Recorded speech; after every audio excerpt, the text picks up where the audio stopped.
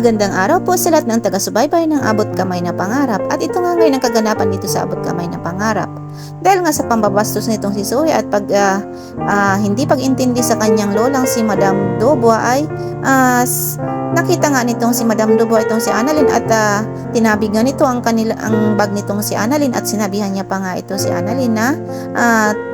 sigurado daw na tuwang-tuwa daw itong si Annalyn dahil sa pangbabastos at pagbabaliwala sa kanya nitong si Zoe at pagsagot-sagot sa kanya nitong si Zoe, kaya hindi makuha ang loob nitong si Madam Dubois itong si Zoe. At ito nga si Annalyn ay nagulat nga sa inasal nitong si Madam Dubois na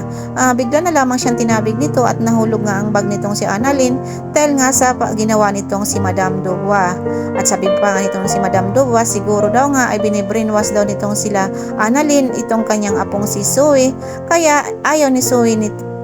Zoe nga tanggapin na lola niya nga itong si Madam Dubois. At samantala habang nahulog ang bag nitong si Annalyn ay nakuha nga nitong alalay nitong si Madam Dubois ang pregnancy test nitong si Zoe sa bag nitong si Annalyn na nahulog nga sa lapag, kaya ay dali-dali naman itong kinuha nitong alalay nitong si Madam Dubois at itinago nga dahil nga gagamitin niya yung ebidensya laban nga dito kila Annalyn. Sabi pa nga nitong si Madam Dubois na kapag nalaman niya na binibrainwash daw nila Annalyn itong si Zoe ay malalagot daw itong si Annalyn dito kay Madam Dubois at hindi niya daw iyon palalampasin. At nagulat naman nga itong si Annalyn dahil nga sa mga sinasabing yun itong si Madam Dubois na wala namang katotohanan na binibrainwash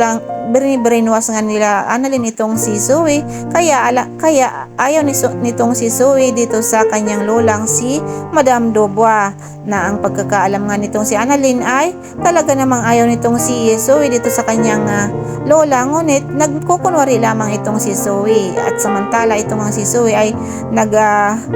mamakaawa nga dito kay Annalyn at nasabi niya dito na mag-promise daw itong si Annalyn na wag daw sasabihin kahit kanino na itong si Zoe daw nga ay nagdadalang tao na anak nga nitong si Dax dito kay Zoe. At sabi naman nga nitong si Annalyn ay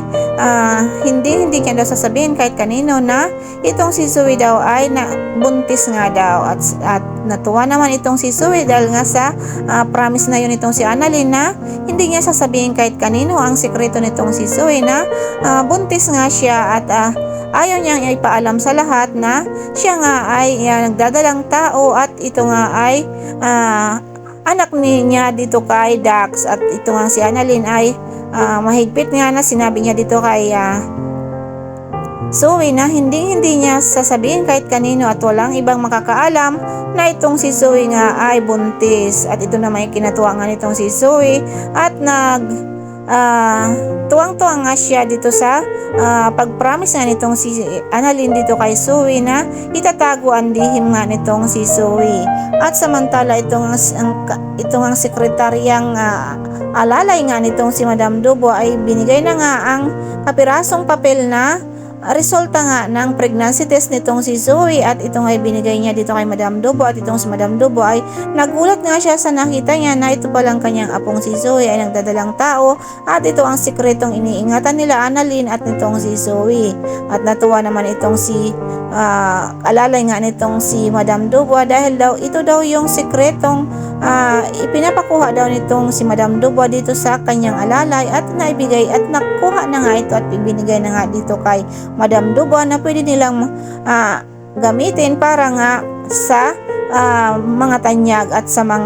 para na rin dito kay Annalyn dahil nga ay palalabasin nila na itong si Annalyn ay siya ang nagsabing buntis nga itong si Zoe, kaya itong si Annalyn na naman ang mapagbibintangan nitong si Zoe. Samantala na laman nga nitong si Nerissa na dadalang tao nga itong si Zoe at kinumpirma niya nga ito kay Zoe at sabi nga itong si Zoe ay totoo nga nagdadalang tao itong si Zoe at